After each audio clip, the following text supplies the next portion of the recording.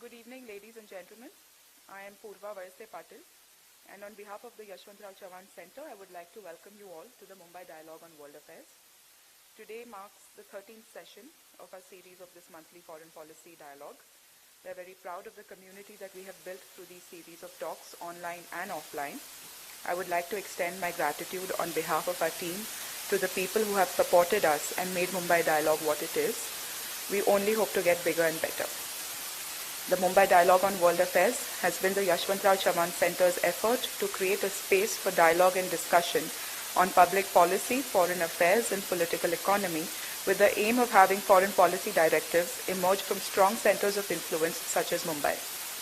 This has been possible because of the efforts of Honorable Member of Parliament, Mrs. Supriya Sure, the architect of this event and the working president of both the Chavan Center and the Nehru Center. It is only fitting that this symposium is held here at the Nehru Center, which is a living testament and a monument of faith to Nehruvian values and the vision that the great Jawaharlal Nehru, the architect of Indian foreign policy, had for India. In our 13th lecture today, we are honored to have with us Dr. Aravind Yelery, whose talk is titled Kissinger and China, a Mercurial Relationship That Changed the World, and Mr. Nehru, who will be presiding over today's program. Dr. Yelery is an associate professor at Jawaharlal Nehru University, New Delhi. Before that, he was a senior research fellow at Peking University, Beijing. He taught and curated courses for the PKU and selected universities globally and at a few Indian institutes of management, the IIMs. In 2019, he won the Best Courseware Project Funds Award at Peking University. Dr. Yelery is also a visiting faculty at the Fudan School of Management, Shanghai. Before joining PKU, he was an associate fellow and assistant director at the Institute of Chinese Studies, Delhi, India. Dr. Yelery holds a PhD in Chinese Studies with a particular interest in political economy. He has co-edited a book called Tailspin, The Politics of India-China Economic Relations, and recently authored China, Inc., Between the State Capitalism and Economic Statecraft. Welcome, sir, and thank you so much for being with us today. Mr. Damle is a senior journalist and an acclaimed writer and academic. He graduated from Dr. Babasaheb Ambedkar Marathwada University with a degree in journalism and political science. In a long career as a researcher, journalist and writer, he has worked in various social organizations in the socialist movement in Maharashtra and India. He has taken on various research projects for the Indian Council on Social Sciences and Research, New Delhi, Ford Foundation, as well as the Institute of Development Studies, Sussex University, UK, relating to trade union movements, rural development, grassroots effort, and the right to information. His contributions to renowned publications over the years has made him an authoritative voice on foreign policy matters. He has served as an editor of various newspapers in Maharashtra and has written over 25 books on media, agriculture, and rural development. He has also published 3 novels. He has also produced and presented a 26-episode series for Mumbai TV alongside Mr. Vijay Tendulkar and has hosted numerous programs for All India Radio. He has extensively traveled across India, Southeast Asia, Europe, and the United States. He has lectured at prominent academic institutions including Mumbai University, Dr. Babasaheb Ambedkar Marathwada University, and Shivaji University, Kolhapur. Since the last 10 years, he has been dedicatedly writing an online blog and is also seen on YouTube, which I would highly encourage everyone to check out. Welcome, sir, and thank you so much for being with us today. I would now like to invite our CEO, Ms. Deepti Nakle, to please felicitate our guests. And I would like to request our guests to please join us on stage so that we can give you a memento of our thanks.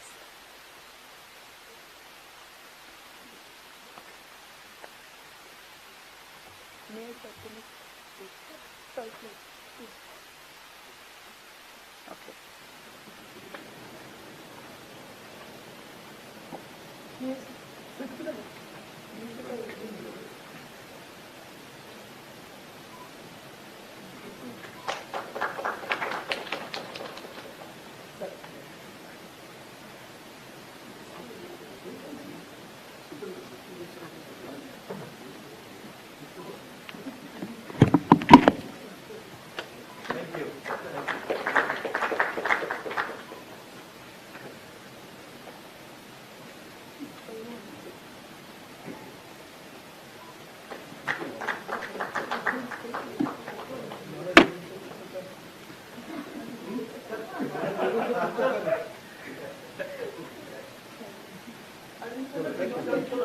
Yes, sure.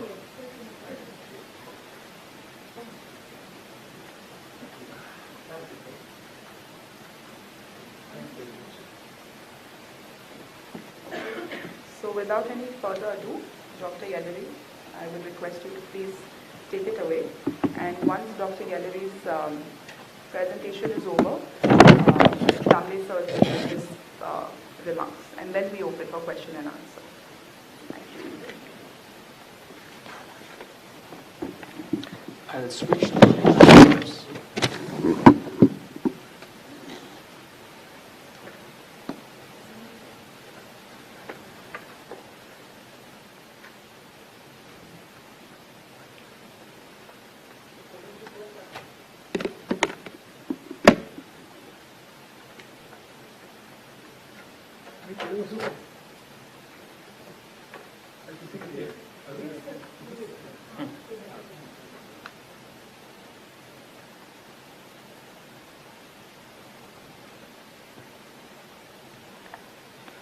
switch on the slides if you like.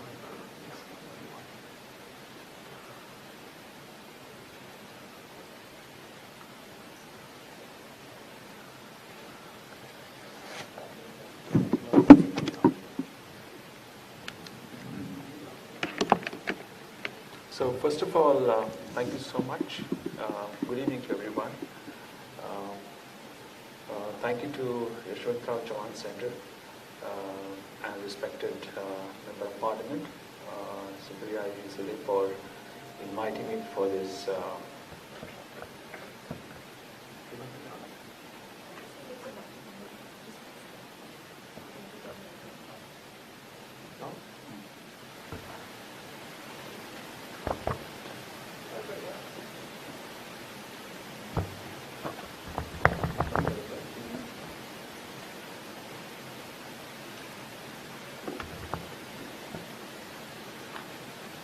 Okay, thank you.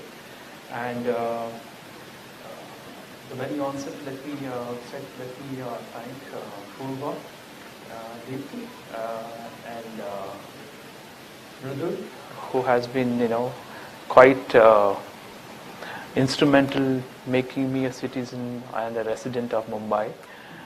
It has its own recognition, and I'm trying to be part of Mumbai community, and then the entire people think tanks over here, thanks to him. So today's topic is quite different. I'm trying to make it little controversial, so I can instigate you, intimidate you, so you can end up asking a lot of questions, and also hold me responsible for making any judgmental errors, knowingly or unknowingly. The first incident of this, I keep on telling to all my students when it comes to international relations. International relations is a very fluid topic and discipline, and we're talking about a very person who was non-American by birth. He was German, and that German by birth person becomes the Secretary of State of the United States. That person then changes the entire equations of two big powers. I would not talk about great powers or the superpowers over here. I'm talking about Henry Kissinger.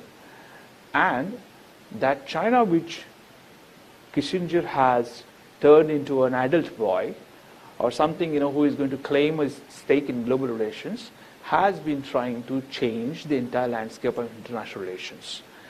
So the title of the lecture is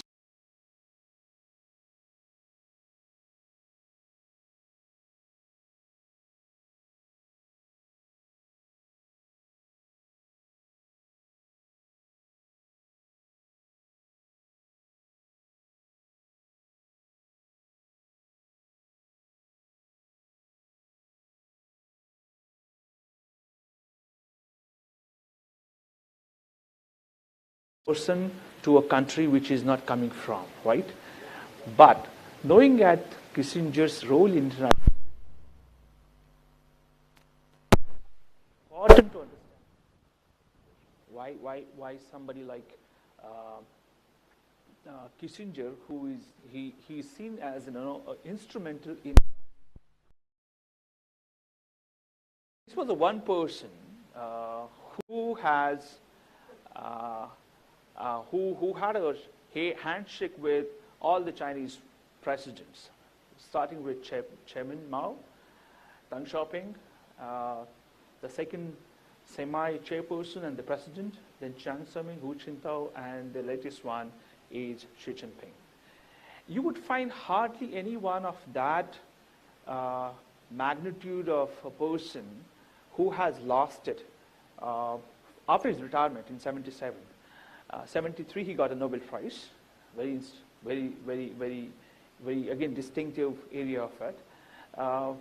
This was the same person who was not criticizing the apartheid in Africa, South Africa, and this was the person who got China to the center stage, and he's the only person who had been favorite in China circle. And I would rather make a very light note comment over here is that if there is anybody else who is revered in China apart from these five presidents is Henry Kissinger. And when Henry Kissinger passed away last year, there was a lot of mourning, a lot of sorrow, a lot of grief in China, and in decision-making circles, that we lost somebody who could still go and whisper in the ears of American president. Whether that is with regard to the trade war, with regard to the any contentions, whether that is South China Sea or anything, Kissinger had a golden gate pass to the all alleys of power and politics. So he was one person who could influence it. But how did the entire story start? And it's a complete circle. If you remember, in 2021, China completed, out of 2 centenaries, 1 centenary. 1 centenary is, it completed 100 years of Communist Party of China, right? But apart from these 2 centenaries where China completed its, or Communist Party completed its first centenary, there were other many centenaries which were running parallel. And that one of the centenaries were actually Xi Jinping congratulating, talking, inviting Henry Kissinger to come to China and again talk in favor of this country. Okay, the flow of my talk in approximately next 45 minutes, I'm going to divide into 3 broad sections. The first section would be dealing with retrofitting. Why did US change its position? Why did US want China to be part of the global systems?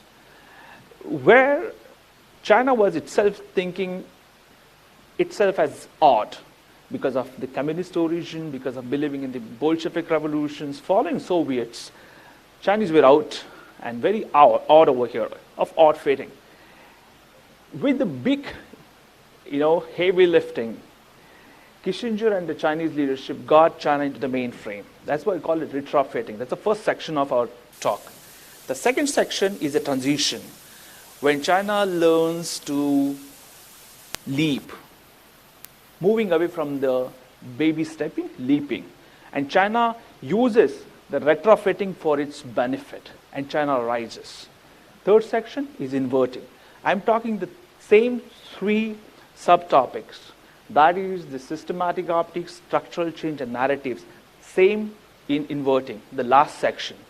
China uses, interestingly, very dramatically, the same model, the model which US used to bring China on the table. China uses the same elements and variables to tell US, United States, and rest of the world, we have arrived, now let us have our own say. Okay? Let's starting with the first one. The first one is very important over here. The first one is the optics. And why optics is very important? Damlisa knows actually. Before you write your screenplay, and well before you direct something, you need to have an optics, a vision of what you're going to do. It need not to be on the paper. It needs to be in the optics. It needs to be in your subconscious. Bring it to the subconscious, bring it in front of you, and then write it down and tell, okay, this is my optics. My optics is what I want to be. But before you think what I want to be, You need to think about the entire ecosystem, the environment, how you want or what you want to be. The very important optics which created China image among the Americans was divided between the two schools. One was John Fairbank, and second was Paul Cohen. Fairbank was Cohen's teacher, and Cohen, being a student, had to read what Fairbank was talking about. Now, interestingly, the entire history of China from 19th century onwards until half of the 20th century was defined from the Fairbankian perspective. What Fairbank thought of China is that China's existence is because of the Western models, because of the West. It is the Western impact which is deciding what China wants to be. Very interesting over here. So I'll give you an example. When China talks about century of humiliations, it talks about West, right? When China talks about Opium War, it talks about West. When China talks about Taiping Rebellion, Christianity, China talks about West.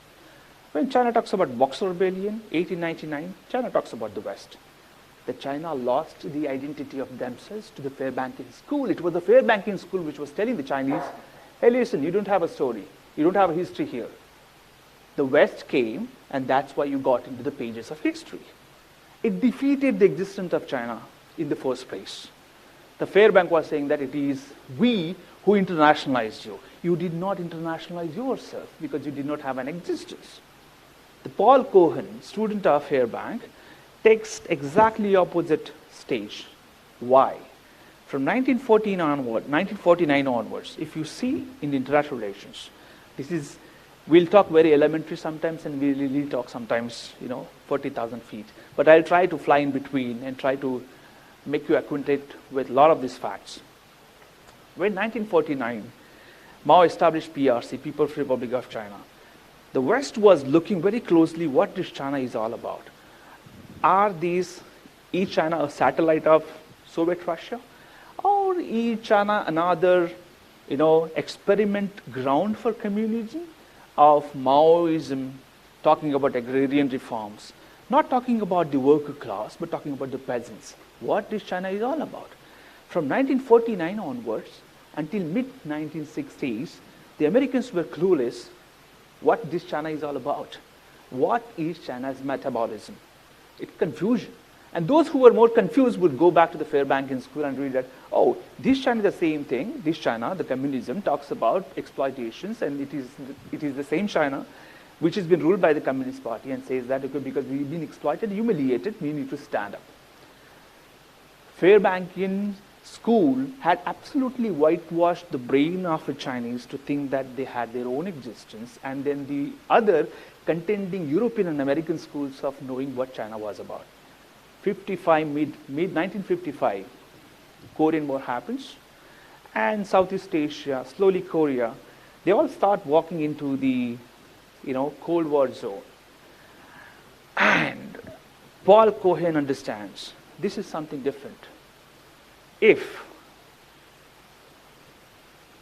China was all about impact of West, why it is talking about its role in Korea, its role in Indochina, its role in Vietnam.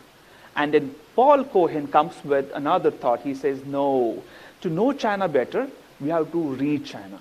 So China is not outlying at the corners and the boundaries of international relations, but at the main frame. It is this China we have to know better. So these optics among the American schools, American thinkers, leadership, was absolutely changed by the contending thought processes between these two schools. One school, Fairbank, which says that West is important, and then China is one of the factors. Cohen says, no, East is important because we're moving slowly after the Second World War. We're moving slowly towards the East, and that's the reason we have to understand China, right? Well, now, once you have optics in your mind, that, okay, this is a broad sketch I have in my mind. Now you start thinking about what are the structural imperatives.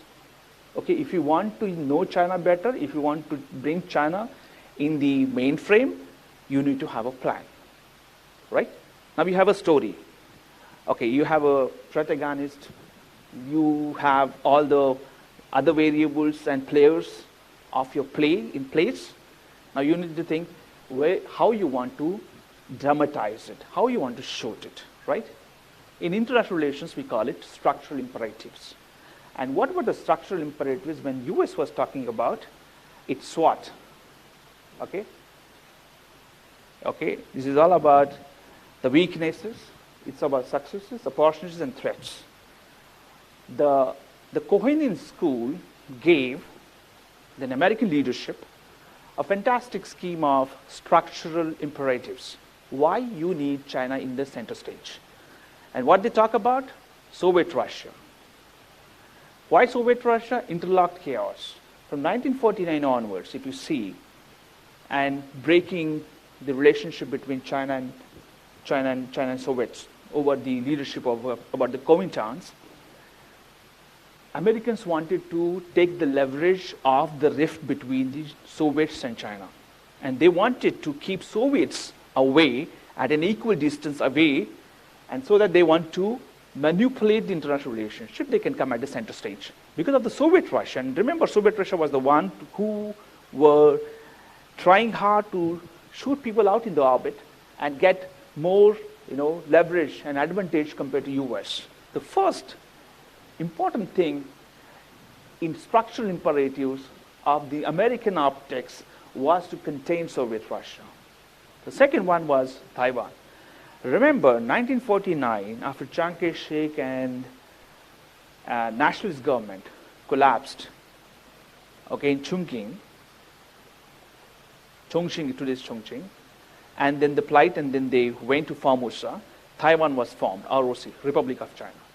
The important case for Americans were what to do with Taiwan, because Taiwan was not going to play a major role, a weightlifter, as far as American foreign policy was concerned. So as a result of it, the second important variable of a structural imperatives Americans were thinking about, thinking from the Kohanian school, as I go along, the sentences become longer. Stop me if you don't get that, I'm confused. And as a result of it, Taiwan became another important structural imperatives for US to think from the Kohanian brains and ideas. China. Asymmetries, adapting, and socialization. Kohanian school somewhere imbibed on the minds of American leadership, China can be domesticated in a very day-to-day routine language. Why? Because China has a more nuisance, and Soviet Russia is more nuisance because of China. So let's contain China if we don't try or be successful in containing Soviet Russia. So as a result of it, American leadership thought that we need to socialize China to bring down the asymmetries of US with the East. The asymmetries were already exposed when Americans were failing in Korea, Americans were failing in Vietnam. As a result of that was another factor which influenced the American thinking of going closer to China. Americans had always a wish to control the pan-Pacific power. Today, America is talking about Indo-Pacific. But just before Indo-Pacific was conceived, elaborated, just before that, Asia-Pacific was something which America was obsessed of.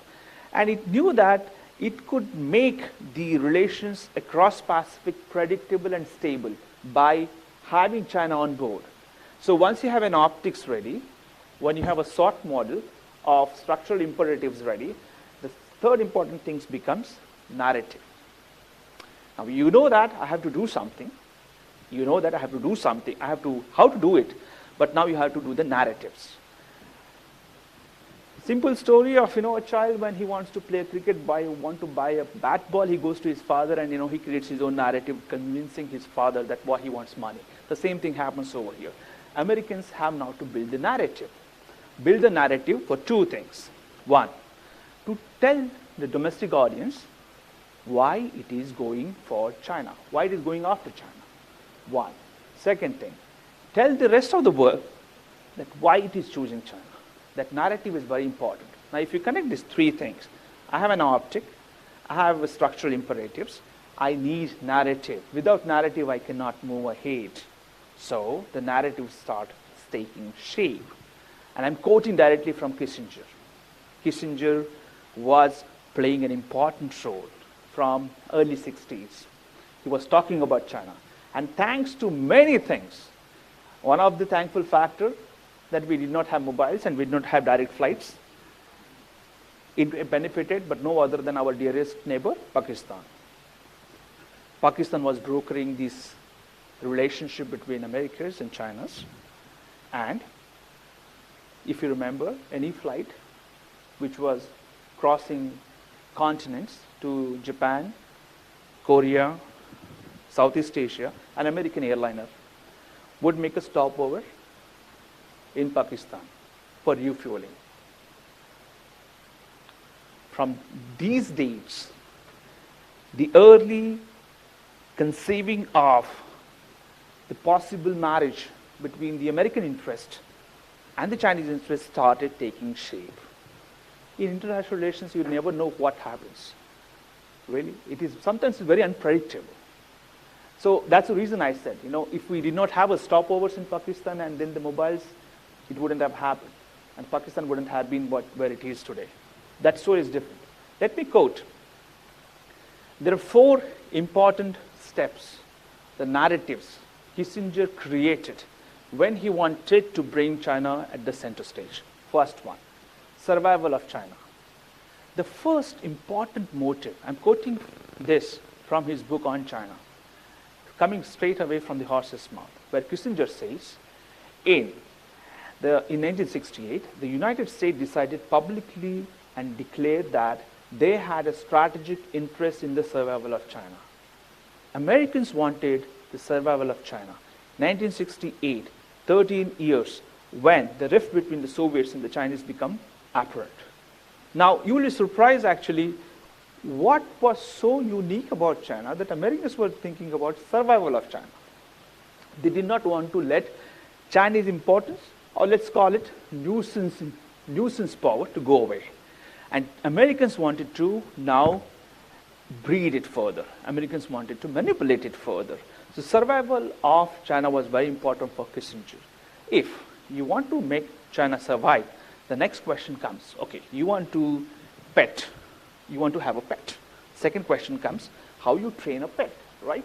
Second question is the mentality and sociology in China. These were the terms Kissinger was talking in declassified congressional documents. And he was saying that if we want China to survive, we have to domesticate it. We have to mentally train them. And where he says that the American diplomat mentality is different from the Chinese mentality. American mentality could be absolutely compartmentalized, where American can think, yes, diplomacy and military actions are different. That means what Americans wanted to tell the Chinese is that Taiwan is important for us, you are also important for us. The mental training Chinese Americans were thinking to give to China started happening 15 years before the actual 1971 meeting happened in June. And then 78, when the membership has been given to PRC. 83, Shanghai Communique being signed between the Americans and the Chinese. Americans were telling the Chinese that, you need to adapt to this mentality, which is very important. And they were making public statements in America that, we are concerned that to end the disequilibrium, we want China to survive, and at the same time, we want to train and mentally change the mindsets of the Chinese. Third important factor, how do we do it? You want to socialize it. Before that, you want to adopt China. How do you do it? You do it by opening to China. Now, let me go back little in the history, say about 130 years, 140 years. We are here 1968. Let me go back to the early first quarter of the 19th century, when printing press were becoming quite a prevalent technology in Europe among the whites. Let me be a little racist over here. When the printing press were becoming prominent, And when the West wanted more natural resources, they used to read out stories in the night to the children saying that there is a country called China, yes, India also, and we don't know how people live there. There is a dragon, there is a king emperor, we do not know how that looks like. Let's understand that. The Americans opening to China, Europeans opening to China is always a circular phenomenon. It always happened every 70 to 80 years. From early 19th century until the mid of 20th century, it happened 2 times. The first time happened in the first quarter of the 19th century. The second happened in the end of the 19th century. And this was the third opening. The Americans wanted to know about China. So, opening to China. If we want to make China part of the global systems, and if I can socialize it, i.e. Henry Kissinger, along with Mr. Nixon, what I want to do is I want to open to China. And here he quotes, he says that opening to China was a part of a larger strategic plan. This was not an accident. So he says that there was a lot more understanding gone into before opening China and understanding China and how the China can help US to achieve the equilibrium. So it was important to enter in China, or maybe make the Chinese entry into the global system possible. And second thing he says that the Chinese were extremely self-reliant. Remember this quote, because I'm going to quote the same lines before we end today's lecture.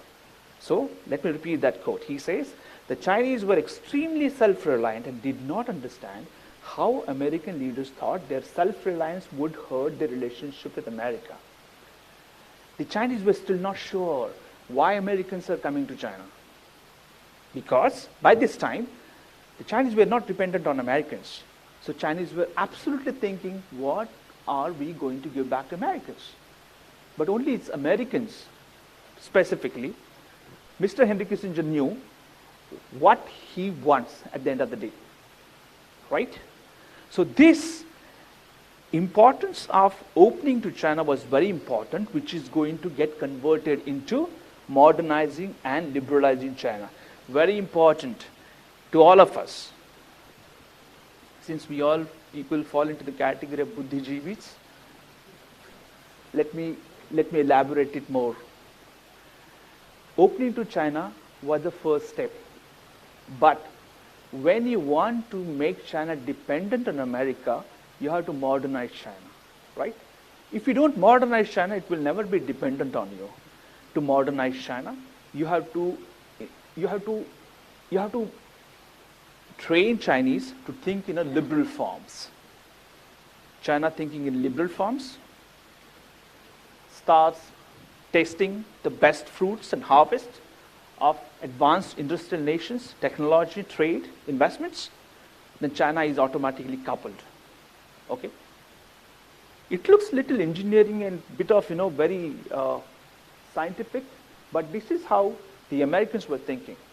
They have to make survival of China. They want to socialize China. For that, they have to enter into China. And after entering into China, make China test the best of the harvest of IR, global relationship, and interdependencies. Once China is interdependent, America says, hola, we are here. We achieved what you wanted to do. A very small strip takeoff, it looks like. But it did not happen that way. If it had to happen that way, we wouldn't be sitting here. We never have Doklam and Galwan had happened, right? And all the script of this started taking shape back then. Okay. Now we move into the second phase of the lecture, which is very important, which talks about the transition. Remember I said, once US had the optics, once US knew that, okay, this is how I'm going to benefit China coming on board, and this is how I'm going to put the narratives on. Now, China knew, okay, it has arrived. The entire story, I'm not going to say, all of you know, actually China was opened up. China reformed itself in the 1970s. 1978 was the milestone year when China started opening up. On 4 fronts, China adopts pragmatism. Opening up, that is opening up to the outside world, because China was isolated. China kept itself isolated. Second, foreign policy. China always thought that foreign policy is nothing extension of your revolutionary ideas, ideologies, and your political sentiments. Foreign policy was done through more sentimental, emotional, ideological contours, narratives. Third, reforms. Chinese economy was approximately $93 billion. India was approximately 93. 1980 it became 112, we were 118. Approximately same stage until 1980. And then multilateralism. China always believed that it is always a divided world. Let's walk through this one by one. I'm saying the second stage, thanks to American opening to China, it is doing this rapprochement with China, the center stage start appearing, and then China starts coming on the center stage, starting with the opening up. China knew that the entire distress which has taken a center stage and hijacked the political ideologies and the importance of the leadership was because of the distress. The entire Chinese society, economy, and every section of the Chinese society were absolutely in distress. They did not know what is happening to this country. Remember, the great proletarian revolution, cultural revolution, had left the Chinese economy shattered. This was the same country after 1949, were promised that there will be equality. Okay, you will be having access to resources, control, and then you will not have any inequality in the society. That was a major thing the Chinese were scared of, and because it was in isolation, it wanted to end that distress. And by ending the distress, what they meant is they wanted to connect with the outside economies, outside countries, be more interdependent. And when they thought of becoming interdependent, the Chinese were thinking of a business model which was more export-led. The Chinese were having this, the Walt Malthus theory calls the demographic dividend. China had this demographic dividend. But interestingly, when China started opening up, the important thing which was at the bottom line was all about how China would immediately, without losing time, emulate something. So emulating was very important. So far, China was emulating Soviets, but the Soviets emulating did not offer anything to the Chinese. So the Chinese were looking for an alternative of a Western model, copying the Western model of export-led growth. Third important thing, romancing with the markets. So it was not only about for the domestic consumption or for the domestic labor or for the domestic demography, they wanted to open up the economy or to have relations with the outside country, but also China wanted to give or export not only to America but to Europe, to Middle East, to Southeast Asia. If you start talking about the Chinese engagement with the Southeast Asia, Central Asia, Africa, Latin America, West Asia, it's all started because China left behind its isolation. So the romancing with the markets was the third important thing, which led China to think that they had to open up. This is all thinking, now if you can connect the dots, Henry Kissinger wanted to open China for their own benefit. China opened itself for their own benefit. Now their own 2 times is different. Their own first was for US benefit, second their own was for the Chinese. Chinese were getting smarter here. Chinese knew we have now opened up. We now do need to actually connect with as many markets, as many friends, as many outside, liberal market economies which will accept us as one of the important actor in international relations, and lower trade barriers. So what happened in 1978 when China wanted to bring in or to have relationship with the outside world? It had only 2 clauses. One, it will go to every country, say that, are we one China or two China? One China? Okay, that's good. What do you want? Market. What do you want after that? Lower the tariffs. Okay, we lower the tariffs. Finish. Simple two-line dilemma, two-line agenda of Chinese engagement with the outside world. And it happened effectively. So as a result of it, you would see that opening up was smoothened. And after the opening up, what came after that was reforms. Reforms were phenomenal. You know, if you see 1960s, the Chinese economy was as backward than Sierra Leone. It was as backward than few countries from Africa. 1960s, reforms, trade liberalizations, opening up special economic zones, emulating the Western model of export-led growth. And this export-led growth was absolutely different. China was not going by theory. What I would do today. Oh, I want to improve myself. Okay, let's start with Adam Smith. No, he was not Indian. Let's start with Raghuram Rajan, what he says. Well, Chinese were not. Chinese were quite practical. They said, okay, keep them aside. What I want is all money, how I can utilize it. Historically, the growth a country achieves in 4 generations, China squeezed in 1 generation. Only 1 generation. 78 reforms takes place. 2007, China's growth rate per year, the GDP growth rate was 14%. 14%. Now, if we divide from 1978 to 2007 and just make an average, 9% growth. Average growth 9%.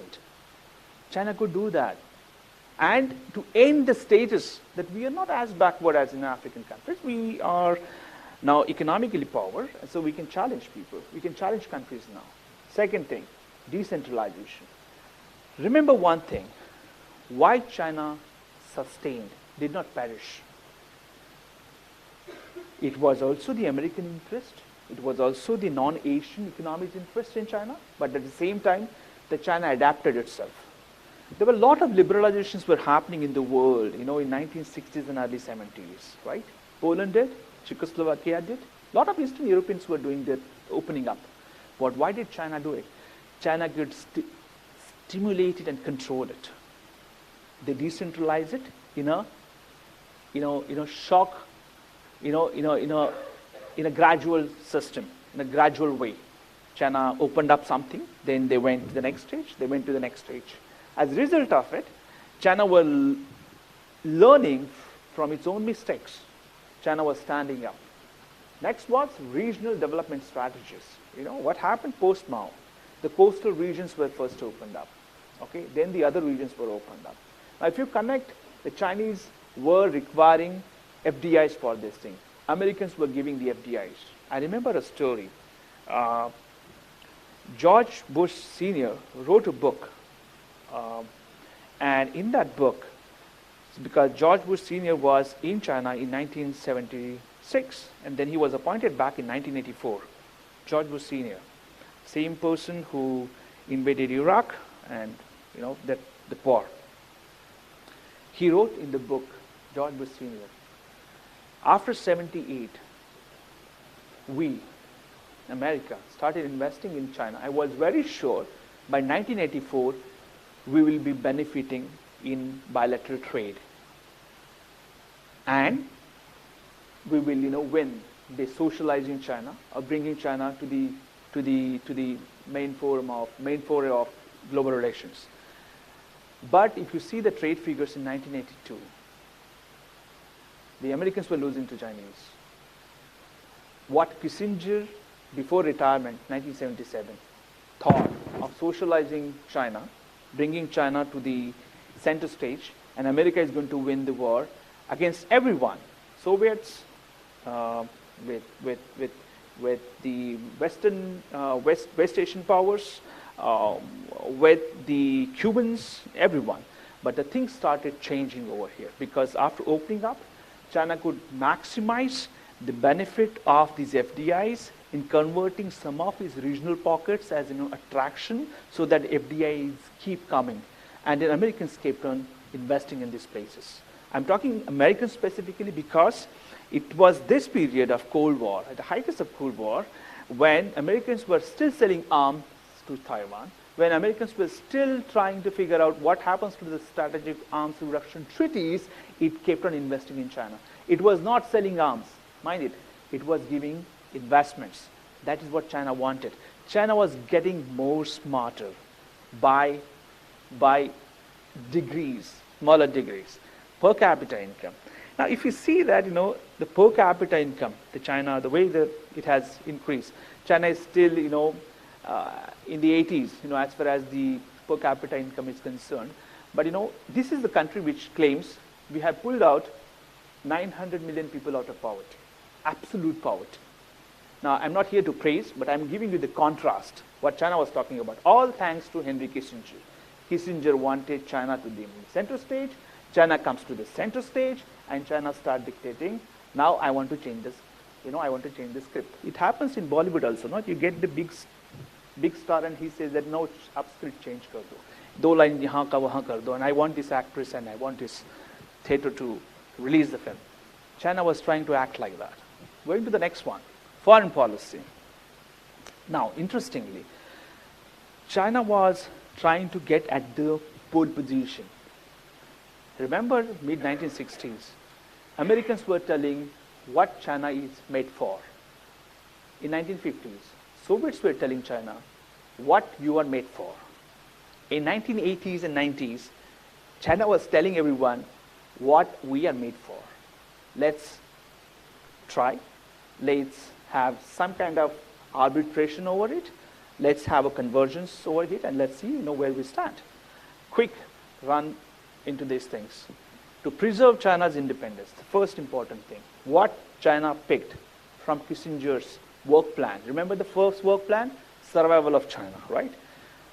China picks up the same screenplay over here. He says that, now, fine, what we want in the end of the day is we want our survival. China should survive. And when they say China, it is not just the mainland China. It is China plus Taiwan, China plus Hong Kong, China plus Macau. The concept of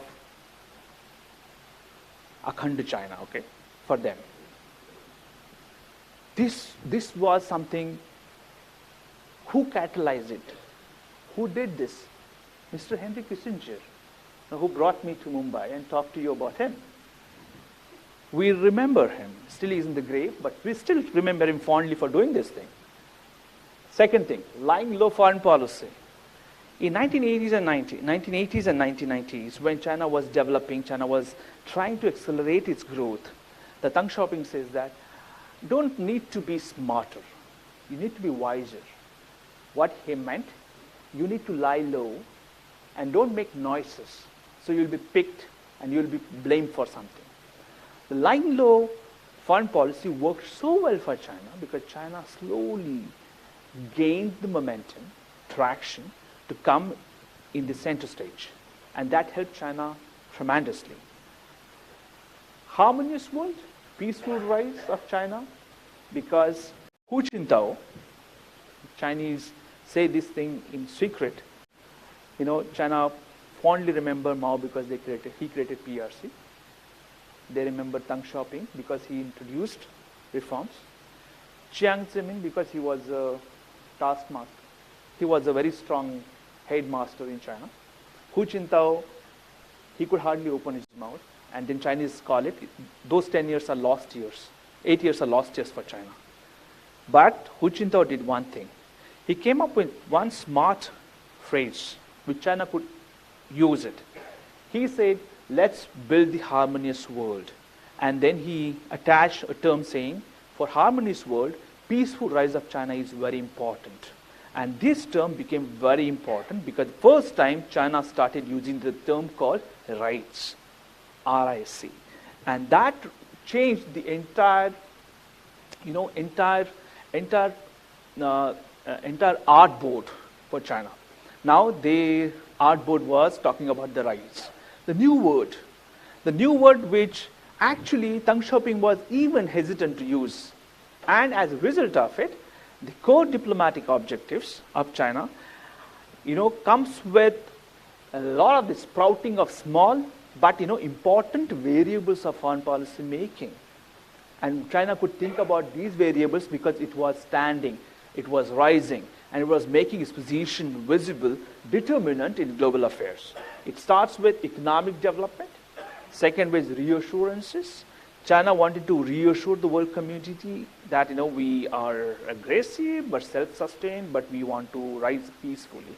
At the same time, wherever it went in Africa, in Latin America, they just said, we are coming from a history of humiliation, exploitations. So our rights is quite important for every one of you. My rights is important for it's so important to say that keeping my dog, whether it barks or does anything, is good for you also. China was able to convince this, and China sold this thing so convincingly to the rest of the world. Reducing Taiwan's international space. You have the recent news in 7-8 days back, Taiwan is left with only 12 countries which recognize them, right? Now, that number has been substantially decreasing over the period of time. So, reducing the space, the Taiwan space, maneuverability as far as Taiwan, its legality is concerned, and countering constraints. China has always been talking about everybody plots against it, whether that's European countries or it's America. So China talks very vehemently that please do not constrain us. We are here for your benefit. Okay? And we produce cheaper things. We give it to you. Nobody can beat it. And we are the one who will talking about building, making your economies prosperous. Anything you require, we would give it to you. You need loans, bracket debts, we'll give you. You need trade, bracket deficits, we'll give you. We need products, bracket lower qualities, we'll give you. So these assurances telling Chinese that please do not block us, do not constrain us. Expanding and diversifying access to natural resources. This is a relatively new idea, but the Chinese economic statecraft has been access to the important minerals, aspects of access to important natural resources. And when it comes to natural resources, Indian Ocean becomes important, the Red Sea becomes important, Houthis become important, Iranians become important, everything becomes important, right? So that changed the scheme over here. And most importantly, multilateralism. Now, as I said, in 1970, China always believed that it's a divided world. Well, the world could be first world, second world, third world, but it's always a divided world. But China comes up with something unique after being indoctrinated with the American influence. It says that the entire world is connected, and most importantly is that China is now want to be connected with every forum, every architecture, and it wants to be at the center stage. China could not think about its isolation. China could not think about it could last outside the architecture where West is ruling, where US and European countries were ruling. So most important thing was that actually we want to be at the center stage. We want to be connected with every international organizations. But then how? Second thing is activism. If you just read how China has become from a silent watcher or silent audience to international organizations in 1960s, 70s, and from 1980s onwards, China become very active, and it takes part into deliberations in international institutions, international structures, international organizations. This is very important because over the period of from 78 onwards, China has become a part of 50 international organizations and more than 1,200 international non-governmental organizations. This is something what Kissinger wanted to socialize China for. Now, 1978, within 20, 30 years, Americans were patting themselves saying that, okay, now we have made China moderate, read Western. Now we have made China liberal, read market. Now we can dictate what China wanted to do for us, right? This is what the script was, if I'm correct over here, and if you could connect the dots from the beginning. China was doing a small but a steady transition to what it wanted to be is still, a counter force In 1989, if you remember, every one of you, the famous Tiananmen Square incident happens. Remember that, right? Deng Xiaoping at the helm. And Hu Jintao was one of the cadre, very young chap. I can call chap as if I'm 80 years old, but just forgive me for that overstatement. But the statement coming from Henry Kissinger, he was retired 12 years back, 1977. He makes a statement. This statement is two-fold statement. First fold statement, where he says, no government in the world would have tolerated having the main square of its capital occupied for 8 weeks by tens of thousands of demonstrators who blocked the area in front of the main government building. He won the Nobel Prize. I feel still surprised. And he's saying that this is not acceptable. This is one part of it. Okay, he was against the demonstration and protest. Second part, very interesting thing. In China, demonstration of importance in the capital would unleash the lurking regionalism and worldliness in the provinces. Kissinger was still thinking he is the Secretary of State of PRC, not United States. And he was convincing the rest of the world, hey, this is not possible. If China fails, what happens to my investments? Remember, before going to graves, he turned billionaire, Henry Kissinger. 1989, 12 years after his retirement, he was investing mad in China. And he did not want this to happen. What he reads most, a crackdown was therefore inevitable. Again, the same person won the Nobel Prize. I remember when I was preparing for my general knowledge exams, I would always by heart who won the Nobel Prize. And now I repent. I remembered his name so fondly that I remember his name for all wrong reasons. This was Henry Kissinger. Year 1989, China was becoming a part of international organizations. China was trying to gear up for foreign investments. China was making friends. China was trying to get international. And then nobody could neglect the importance of China, right? Now, something important. That wasn't the only thing. Now, China comes up with most genius ideas of its statecraft. Now, enough of weaving Sovietized, called Bolsheviks, socialist, enough of Deng Xiaoping, now the practical business. The Chinese are very good getting to the practical businesses. And only one person who can be equivalent and can be Chinese in the world is Donald Trump. You will see what happens this year actually after the elections. Because once he said, Donald Trump said, you want to do the business with Chinese, don't treat them in palatial places. Straightly take them to McDonald's. Give them burger and talk about the businesses. That's it. 2-minute job. Okay, let's come to the pragmatism and the business of doing things, statecraft. So, the 4 important components of China's statecraft. Again, I'm saying repeatedly, these are notions the Chinese have taken from our dearest Henry Kissinger. First one, state capitalism. We in economics have learned that visible hand, invisible hand. Those who haven't learned, raise their hands. I can still excuse it, don't worry about it. Because there is nothing called invisible hand in the United States also. So, state at the center, party at the helm, leader creating the narratives, telling party, we want to use this, use the state structure to do this. Simple thing. Who is controlling? State is controlling. Who is dictating? The party is dictating them. State capitalism. State is running the market. That is the nature of today's China. And the state was not made for running the markets. The state, if I remember now, Mao had said, the state will wither, right? Equality will last. Egalitarian would come. The utopian concept. But now, the state is deciding, I want this, I want to become rich. We are middle income trap. 900 people we have pulled out of poverty. We are stuck at 9,000. We are stuck at 13,000. Middle income trap. We want to grow further.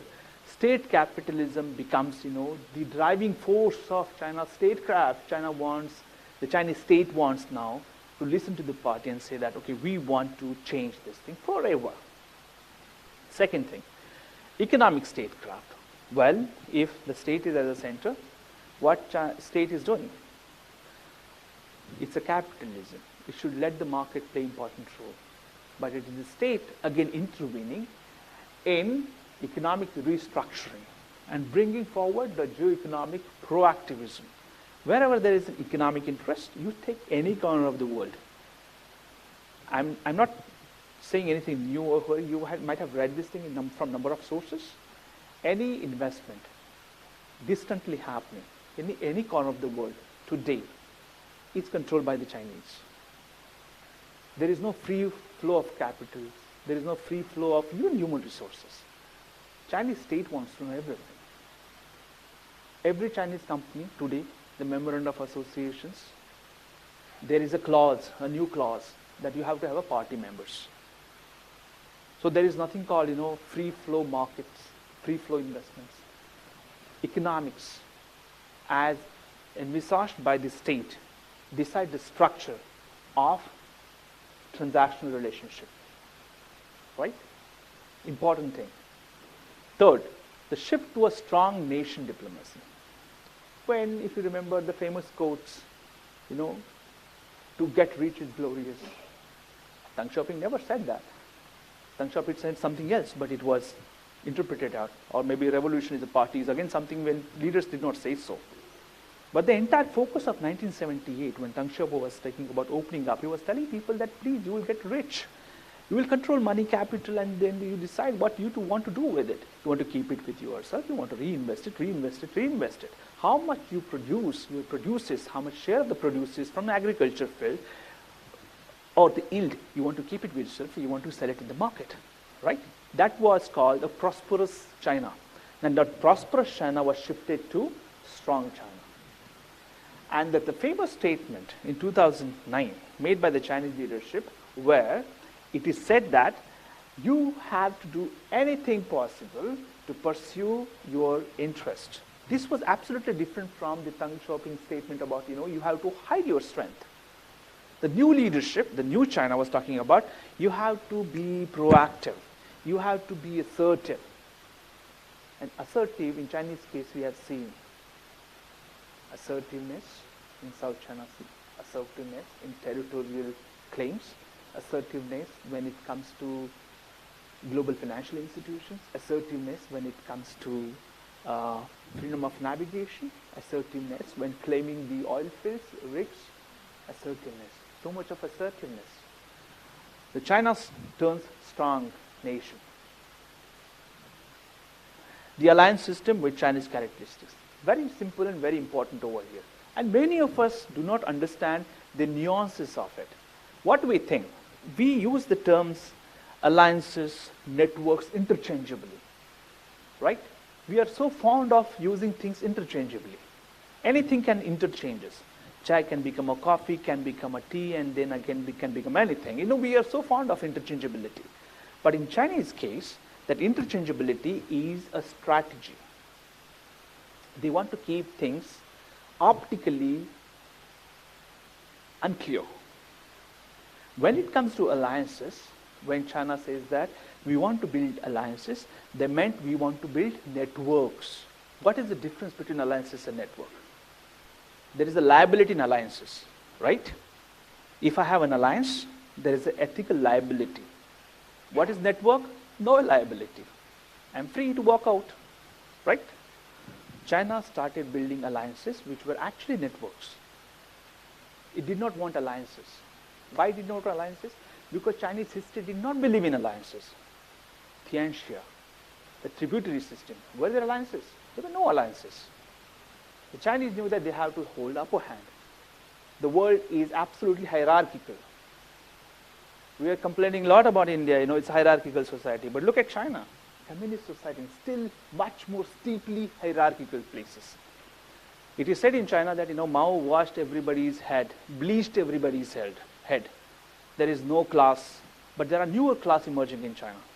And then the entire force or emphasis of China is we want to have network or alliances, but it is not many to many, right?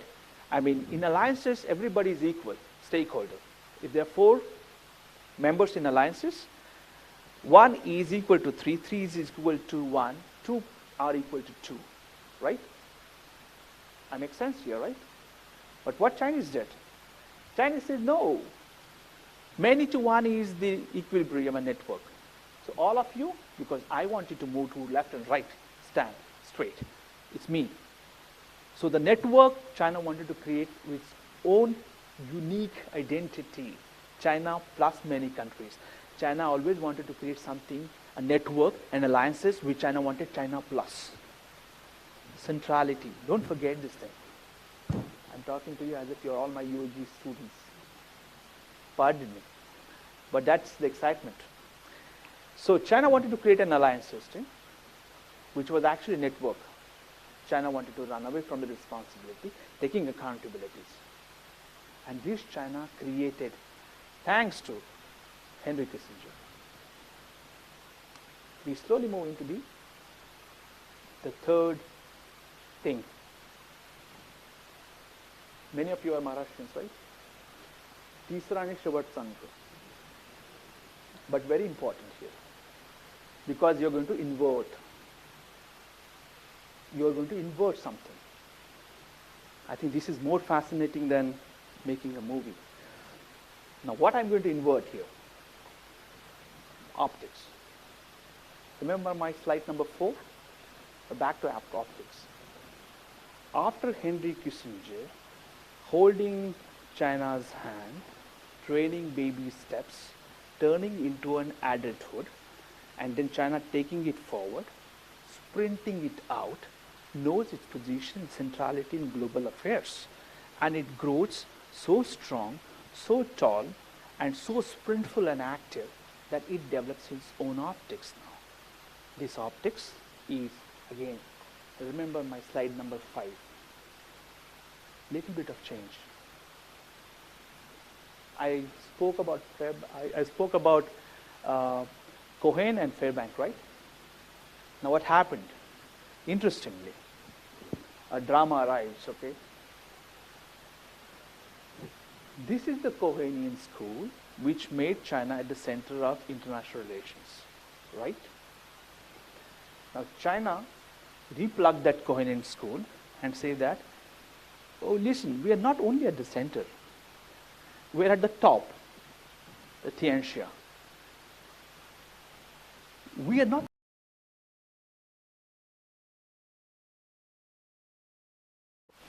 replugging the systems, the replugging the optics.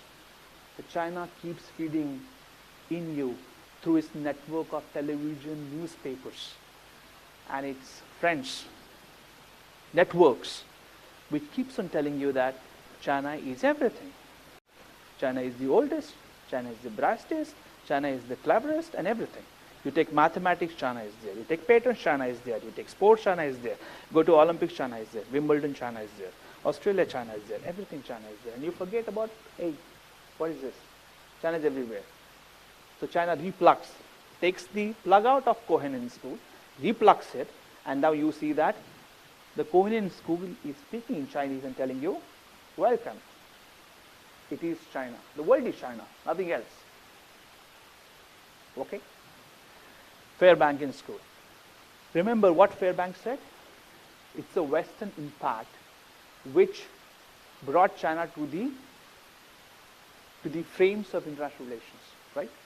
Be it anything in 19th century. It was the West. Now China cynicizes it and says that, yes, we believe in Fairbank, but just little change in that. It is now, in the present context, China is deciding what international system should be and what West should be doing it. And interestingly, I'll give you a very best example. China never believed in liberal thoughts. China never believed in rights. China never believed in individuals. But while getting socialized, China used those terms, rights, liberal forces, to become a part of international system. Now, once they become part of international system, they start criticizing it. Right? This is something interesting. A principal will not give you an admission if you stand at the gate and say that this is the worst school, right? You stand at the gate of the school and say that, oh, this is the best school. You get admission, they graduate and say that, oh, this is the worst school. This is what China was doing. This is what China wants to do. Again, cynicizing the Fairbankian school. It says that, yes, it was not Western impact which created which created China, but it was the Chinese impact which will create the Western world. Optics changed. Slide same here. Optics changed. Understand the story. Next. Okay, what is this replumbing of Kohinian school? It's called diplomacy. Now, this diplomacy is all about, it's a much more sophisticated version of replumbing of Kohinian school and also having some interface with the Fairbankian school. And what diplomacy talks about, and again, I'm going to quote Kissinger. You remember I said I'm going to quote that again. Remember that, right? The same quote. Let me read the quote again. 10 seconds. I read this quote earlier also. The American diplomat mentality is completely different from the Chinese mentality. Kissinger said this thing, okay, in his book. American diplomats view military action and diplomacy as two separate things, while the Chinese view them as interconnected. American diplomacy prefers the specific over the general, while the Chinese diplomacy prefers the abstract over the practical. It took 40 years, Kissinger, to understand this. And world in 2023 talks, oh, how this had happened. And I think we're talking about Homo sapiens of Harari, right? We are supposed to be intelligent. We are supposed to vision something, right? The Americans could not vision that this China, we are going to baby step, sprint, is going to come and tell us, hey, look at us. We are abstract, but we want to teach you this. This diplomacy had changed the optics of China looking at the world, how it wants to look at the world. Now, going back to my second part, I talked about optics, right, in the first of my lecture. And then I said that, it is the structural imperatives which you have to view in your optics, right? Now, tell me, what were the Chinese structural, imperatives over here? The four important factors, SWOT policy. The strength, weaknesses, opportunities, and threats. China learned this thing. You have known the term called mutant, right? When Americans were trying to deal China, and now China is trying to deal with America, you see a lot of similarities. That's the reason I keep the slide same. So you understand that this is the inverted model of retrofitting. Now Chinese inverted that entire model. Chinese are using their own SWOT models, which was absolutely used by the Americans, but they replaced their priorities with something else. The first one to start with, Bretton Woods Institution, 1944. 44 nations come together to decide dollar is decaying. Dollar should be pegged with other countries. Dollar is everything. That is the wealth of West is important. Wealth of the West is the might. And that has been haunting Chinese like anything. Now, since China has become a member of a lot of the international organizations, have an important say in the global economics, geoeconomics, what it stops with is actually, we have to get rid of these Bretton Woods institutions. Second, Taiwan. I don't need to repeat this thing. Recent elections in Taiwan. So China's emphasis always has been to, with regard to Taiwan. Third is the governance. Restrictive multilateralism. China wants to use the multilateralism for its benefit, but China doesn't want to improvise multilateralism too much so that you ask a question to it. What best example you have none other than United Nations? China talks about Okay, I want reform in this, Bretton Woods institutions, World Bank, WTO, everything. But you ask them, okay, what about the UNSC? Oh, no, we'll talk about that later. That's not a priority. That is called a restrictive multilateralism. And then Pan-Pacific. Pan-Pacific, where the Chinese lock their horns with the Americans. Now, the last important part, the narratives. The Chinese have been building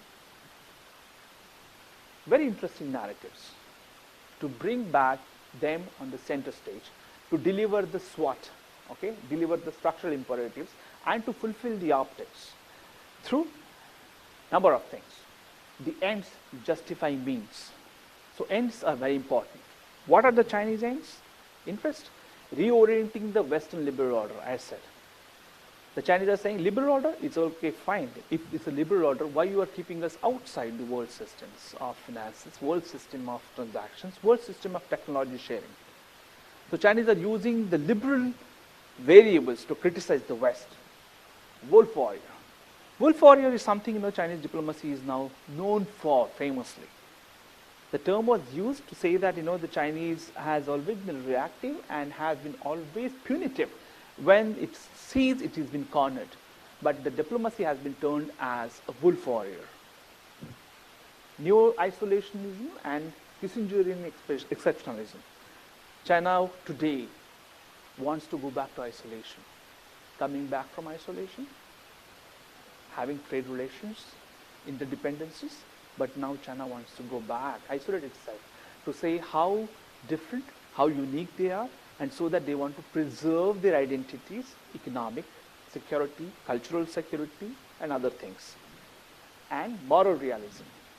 Moral realism is something the Chinese are very proud of talking nowadays. They're saying that we are morally bound, but realistically practical. This is very funny. That's why I use the example. So best example of moral realism is killing a defenseless person is wrong. But if you give him a stick and say that, okay, I killed him because he was carrying a stick, right?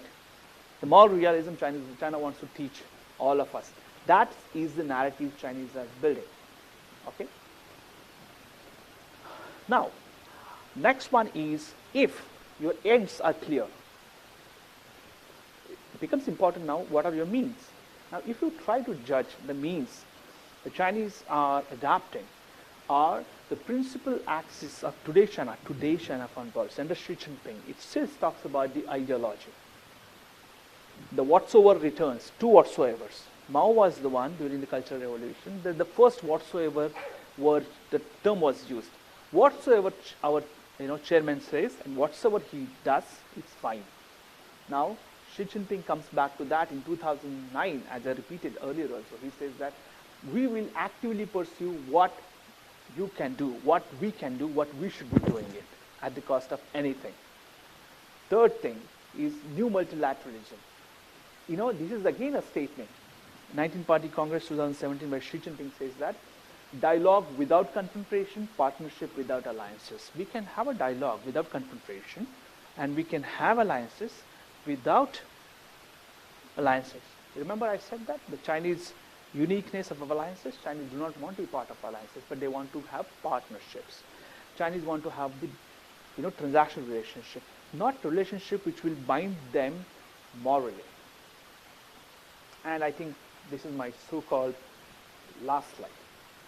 On top of it, China talks about as a new foreign policy. And this new foreign policy, which talks about 4 important characteristics, is, if you can see, rule taking, rule breaking, rule changing, and rule making. China used to be a rule taker, turned into a rule breaker, turned into a rule changer, and now wants to be a rule maker. We want to make the rule. Important transition in the Chinese foreign policy making. Comprehensive China rejuvenation plans. You have a Belt and Road Initiative which was launched in 2013. 2017 was the first forum was held. Apart from that, China has launched Global Development Initiative in 2021, Global Security Initiative in 2022, Global Civilization Initiative in 23, and then Global Artificial Intelligence Initiative in 2023. the canvas has just broadened 180 degrees. Decoupling and de-risking. Now, China knows very well about that. If you want to just sideline and circumvent West and the institutions the West has created, it has to diversify. At the same time, it has to create its own production lines and supply lines and focus on the markets. And at the same time, create currencies so that it can evade pressure points. And the last one is the technological hegemony. China has always been worried that West would push itself and corner China, so that China would never come out of that that force that China has been put under of technological deprivation, and China is quite critical and concerned about it. My last slide. This is my first slide. Turned to be my last slide actually, because I went into flashback mode. Well, now again I'm quoting Henry Kissinger. He says that China's rise will assure in the golden age of Asian prosperity, and Chinese products, culture and values will be the standard for the world. However, China must be prepared to struggle and prevail in the contest for strategic preeminence. What China wants, it is absolutely near to that. It wants the Tianxi order, it wants to make the rules, and it wants to keep all its soft power capabilities at the center of global relationship. That's where we have come with the help of no other than Henry Kissinger. There I stop, and I'm open for question and answers. Thank you so much. Okay, fine.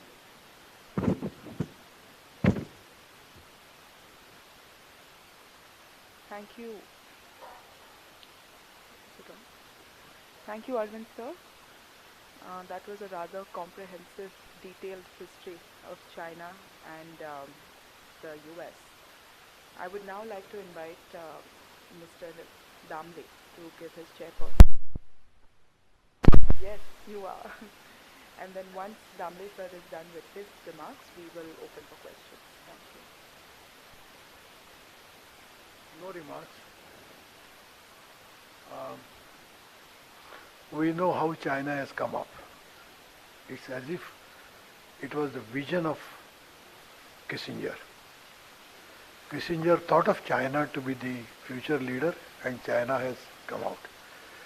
But he has put before us the China side. The US side we don't know.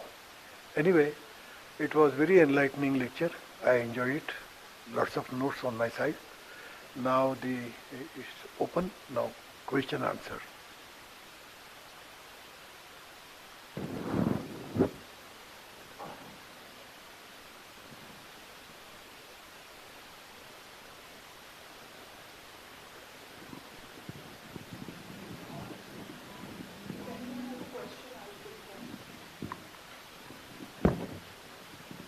Yes.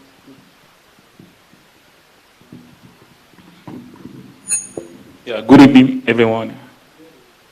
And I want to thank the speaker for today, Dr. Aravind, and the audience. So I have many questions, but because of the time factor, I will ask one question. If the people permit me, then I can ask the other question.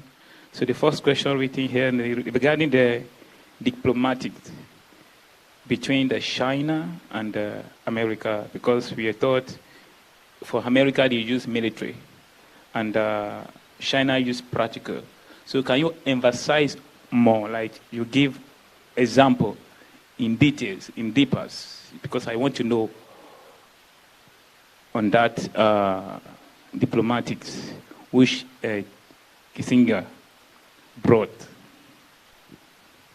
I'm not little clear on that. You said that US uses the military, Yeah, and China uses the... practical in the diplomatics. Well, I mean, let me reframe the question on your behalf, if I can take the liberty. The Americans never had direct military confrontation, like a war-like situation with the Chinese, like the Indians had with the Chinese, or have with the Chinese. So we cannot conclude that China has been intimidated by US militarily, and then China is not doing it. I think that's an understatement. China is equally intimidating United States militarily in Asia Pacific, and it has been doing it quite consistently. China has been challenging the dominance of the United States in the maritime domain, especially in South China Sea, Indian Ocean, and in the Pacific waters. China has been testing the patience of Americans. And I think what both these countries are doing, if I can make a little clever statement over here, both countries do not want war, but both countries want mind games to be on. Because something which is happening between China and the United States is all about the mind games. Who wins and who loses? Patience is the key. And it is the Chinese who have been expecting that it is the Americans who would lose patience, and it is the Americans know that that Chinese do not have the military capacity and the maneuverability beyond South China Sea, so it is easier to intimidate Chinese. So this has all been happening throughout the past several decades. Both powers have been intimidating each other, and then it depends absolutely who loses to the intimidation would be in the bowl of yours, in a form of a soup. So this is all about the mind game. So yeah, so that's a little understatement that both countries are trying to averse and not to intimidate each other militarily. To China to intimidate US, it does not need to go to Florida. It can intimidate US just by crossing one extra nautical miles closer to Taiwan, one extra or half mile to Korea. The purpose is solved. Sir, Yes.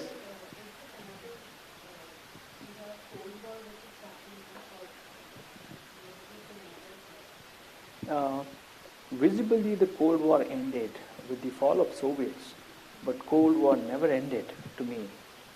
Cold War 2.0, 3.0, 4.0 kept on re-emerging in international relations.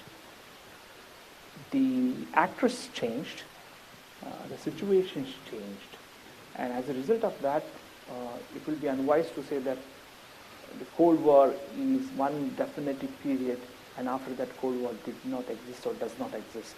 There is definitely something called Cold War.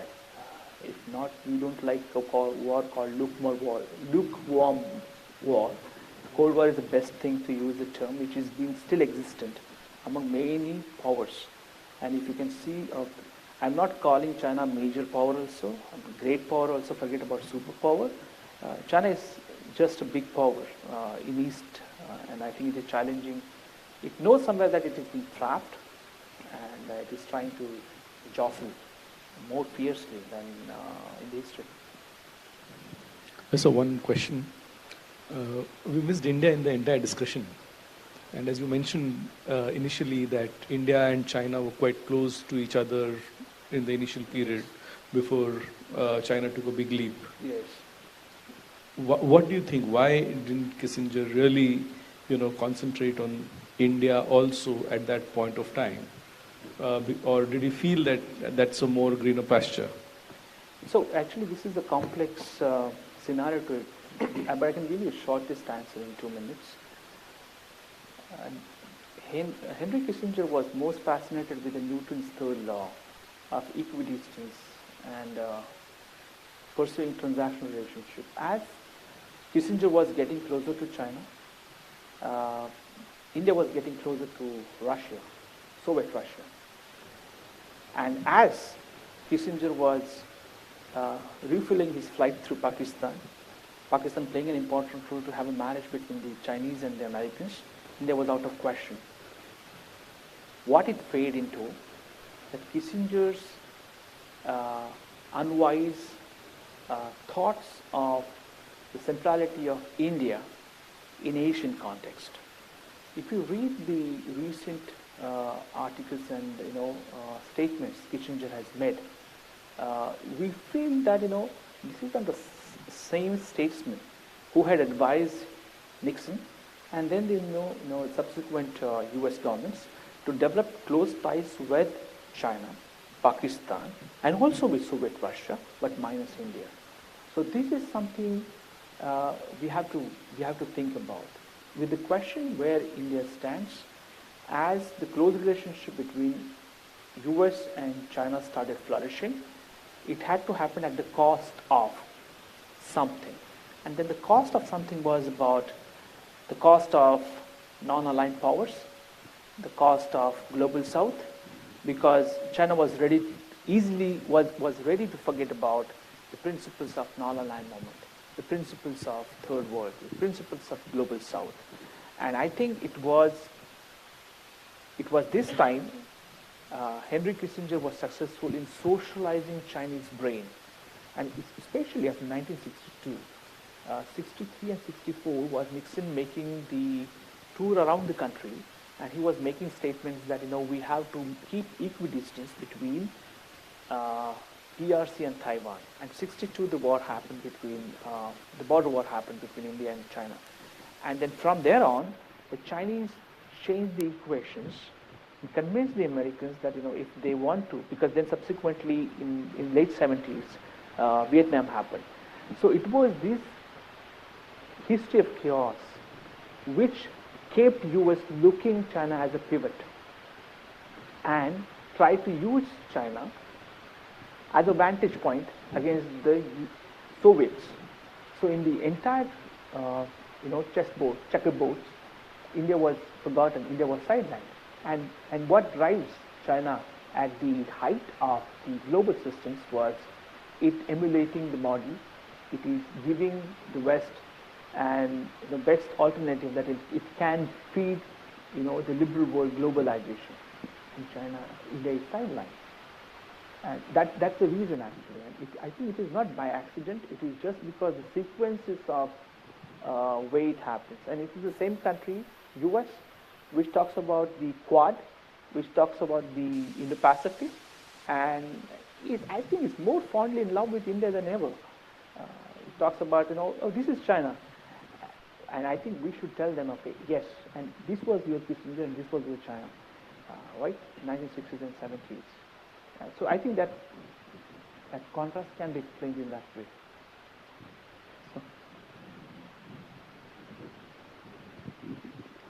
Hello, sir. Good evening. I think I'm failing to bring a word about your presentation of Kissinger, China, and the rest of world. It's brilliant. It's excellent, and I think I have never heard it. Especially this kind of presentation of whether it is JNU or any other universities. The thing. I'm also Mumbai University's political science student. I was. So coming back to the entire three narratives which you mentioned in the initial stage, it's something very well done exercise. It gave us excellent whether it is pre-cold or post-cold, it is a war, it is fantastic. Thank you very, very much. I have 100 questions to you listed, but I will restrict to giving the time only to three issues. Only one, okay. Okay. Dr. Damde's, I need to respect. He is one of the wonderful men. My single question is that if you are given a chance to get into politics, will you choose China? Will you choose USA or will you choose India? Thank you. When you say get into politics, what do you mean by getting into politics? You mean you want me to walk into the shoes of Kissinger? Okay, so let me tell you very frankly, if I were called by Nixon one day, remember one thing actually, Kissinger hated Nixon. Kissinger voted against Nixon. But it was Nixon's office called Kissinger, can you be the Secretary of State? And to me, if you ask the question that, can I walk into the shoes of Henry Kissinger? As a statesman and having this great experience, I will do that, would love to do that. But can I act like Henry Kissinger? I cannot say so because my parents are not German. Jews, sorry. I'm not born in America being a German. So I would always question that, what my priority is actually. My priority is actually disrupting, upsetting, or mind gaming. Kissinger was a child of all the history of chaos, as he puts it. Because in 1970s, Russia did not plan the global relations, nor United States, nor China. It was just the mistakes were happening. China did not know what to do with the Ussuri River, that small island. Russians were attacking. And Americans did not know what to do with them, right? So the entire chaos in international relations, it happened in such a way that, it brought these two countries together. Fortunately, 2023, when I'm working in JNA, that sort of chaos is not going to happen. So if you give me a choice, I'll be a little wiser. What I should be doing, what should be my priority. My priority should be actually, after experiencing US, helping Pakistan, helping Taliban, helping China, helping everyone else but India, and Soviets walking strong with India, helping it. See, Americans are ready to give India arms, self, let's call it self, but not technology sharing. Russians will be sharing the technology with little hesitance, but they will be doing it. I'll be wise enough to make my choices carefully, but I would not walk the path of Henry Kissinger. Yes, that's fine. My shortest answer to you. So if you have time, we can go to question 2 to yours.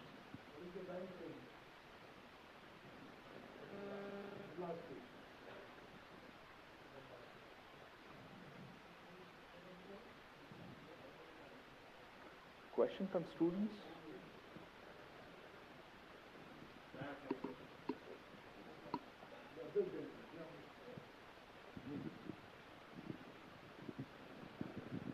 Hello.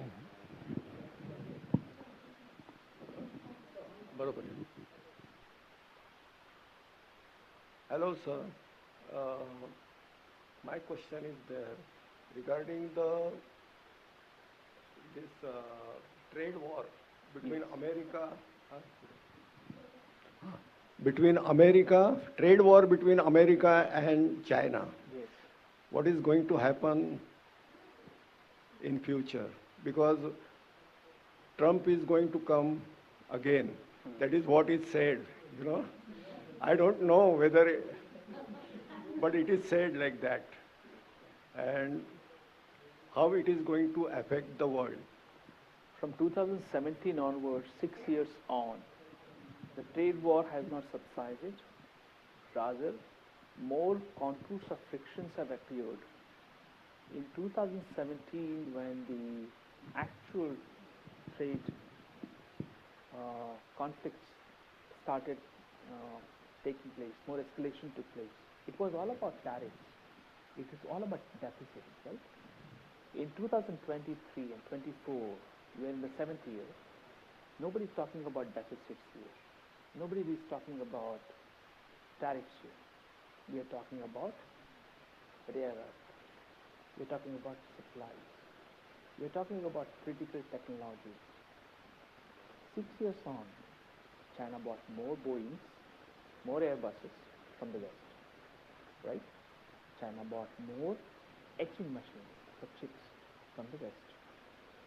China wants more despite of the trade war.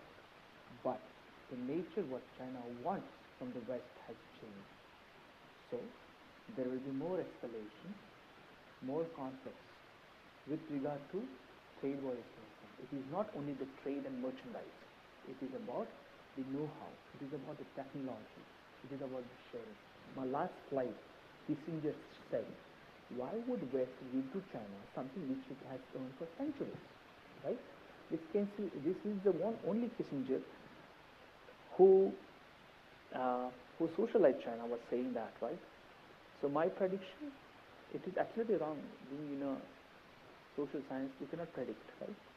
We can only hypothesize.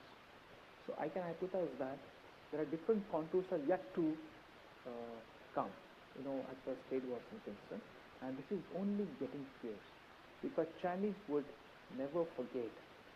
If American can forget, again Kissinger's statement, our diplomacy is different. We keep do two things different, but the Chinese never keep two things different. The head of the Chinese is non-compartmentalized. It is a spaghetti bowl. You put any thread, you walk for 400 kilometers, it is a single thread only. And the way they think is so different. They cannot compartmentalize it.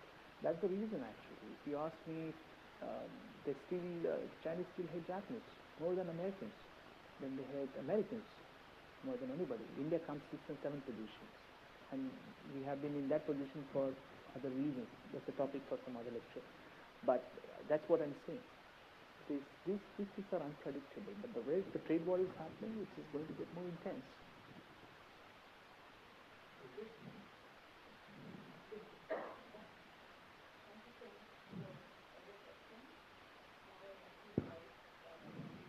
Please CEO Chavan Center to give a vote of thanks.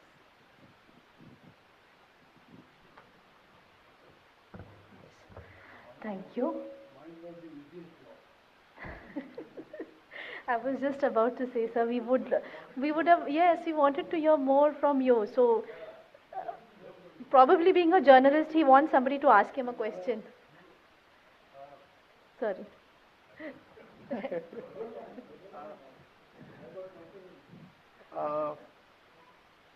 मैं थोड़ा हिंदी और मराठी में बोलूँगा, please forgive me.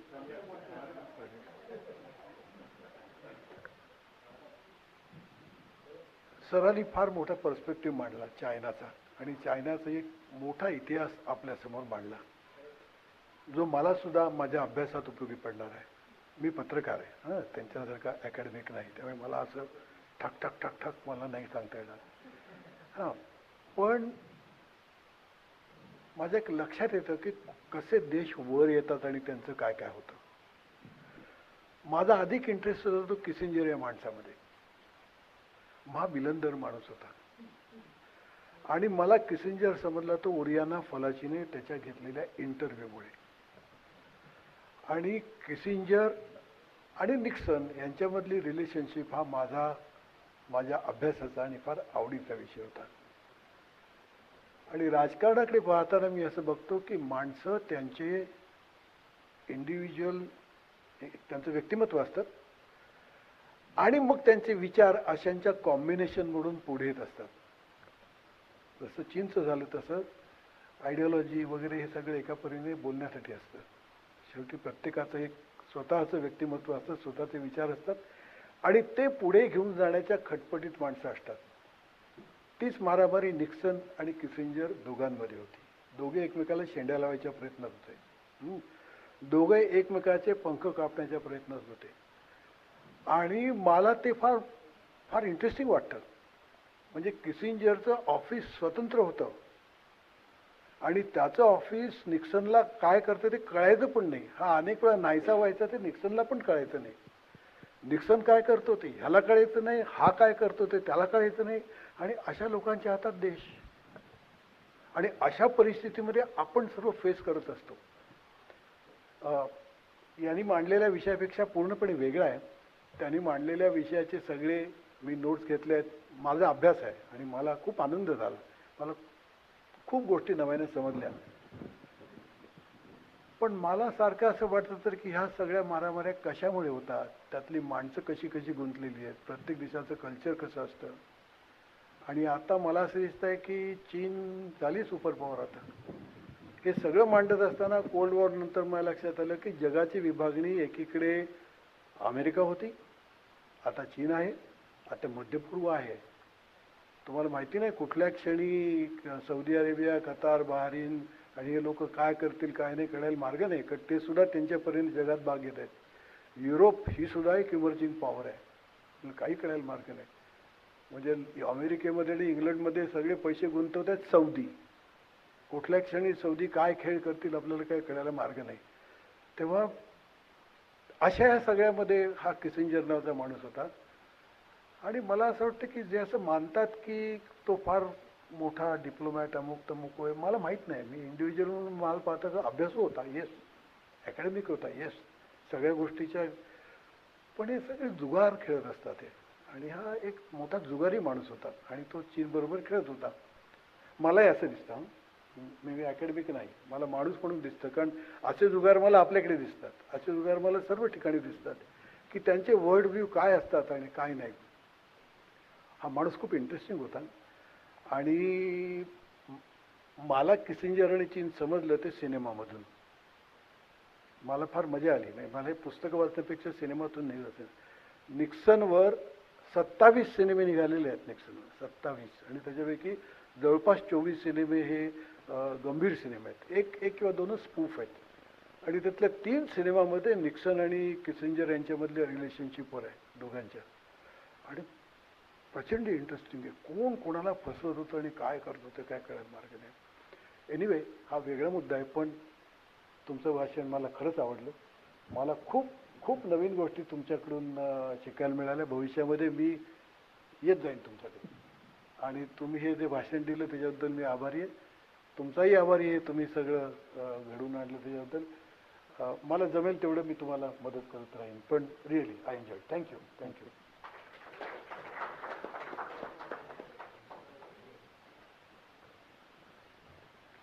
Thank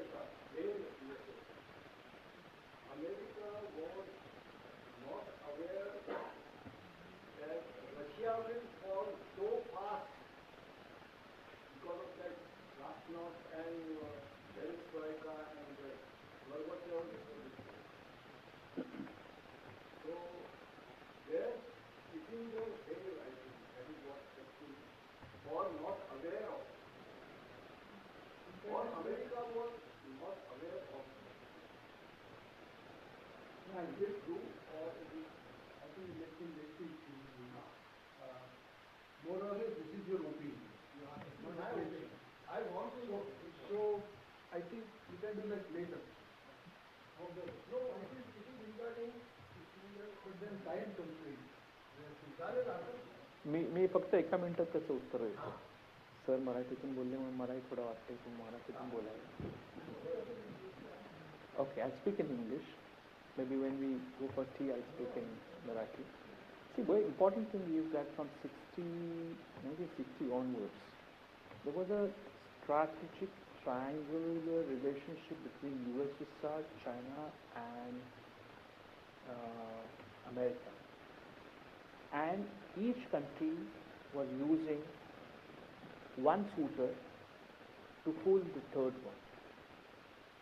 China was using Soviet Russia to bully US so that it can extract best from the US. US was using Soviet Russia by engaging continuously in the strategic arms reduction treaty in trade and telling China, we created you, but you can be soon gone if you don't cooperate with us. Interestingly, the loser triangle in this was the Soviet Russia, but Soviet Russia was using China against US and US against China. This was something unique thing in international relations happened during that period of time. And as you said correctly, whether it was predicted or not. The most predictable thing in the world is 1 plus 1, 2 plus 2, 3 plus 2, 3 economics. But nobody predicted 1929 economic depression, 2007 global financial crisis. So to imagine something like that, Soviet Russia would collapse within a night is anyway difficult for anybody. But why I call it was a life-changing, the collapse of Soviet Union dismantled that triangle. And then when you do not have a triangle, you have a one-to-one hedging. I give you this, you give me that. And China emerged as the top hedger vis-a-vis US because the Soviets were gone. And then US were taken by surprise. Oh God, too early. This mutant is now challenging me. So that changed the entire equations of global relations. And that's why it looks so dramatic. I tell you, international relations is more drama. 27 movies, I think all the movies have some one or the other angle of international politics.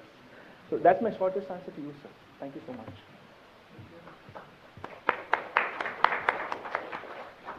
Okay, thank you, sir.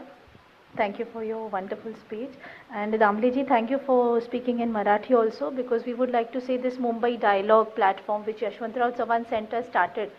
It's open for all languages, not only English, but Marathi, Hindi.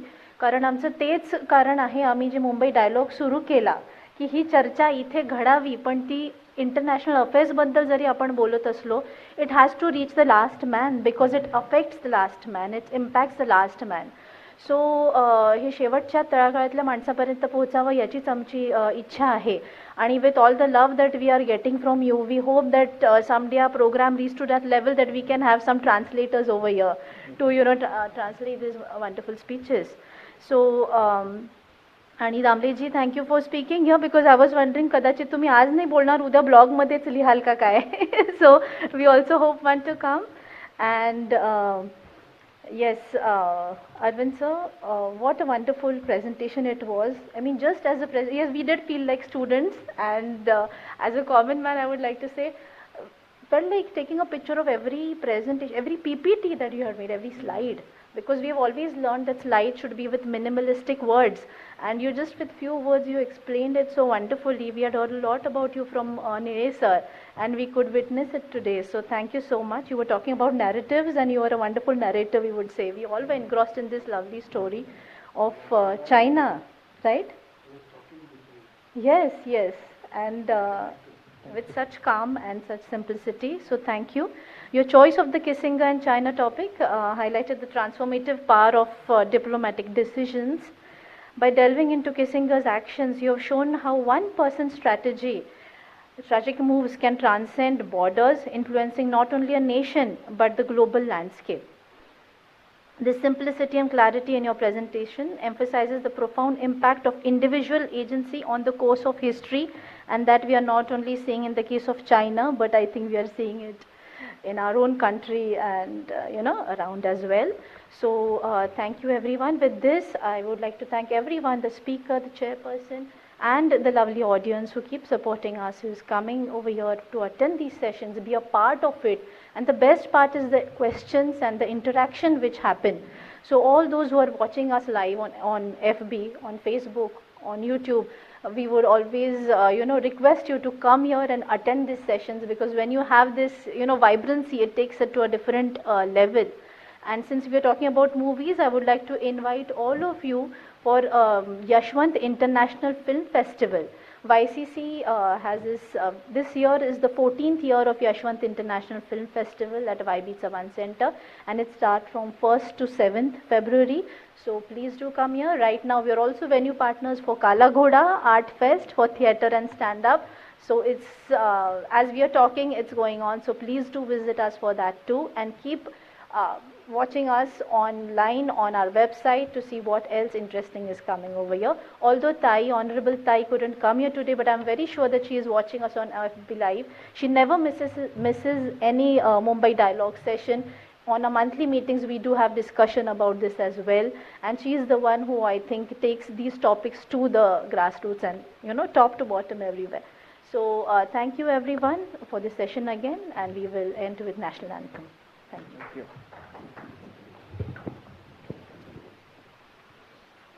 अधिनायक जय हे Bharat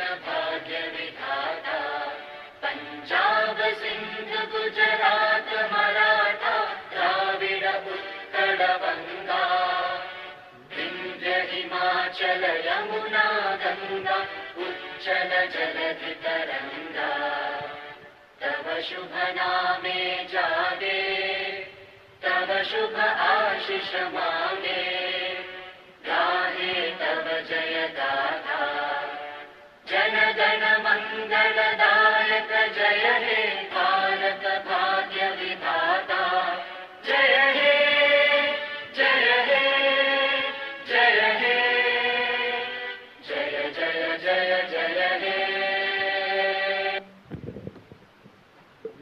Thank you, sir. Thank you so much. Thank you.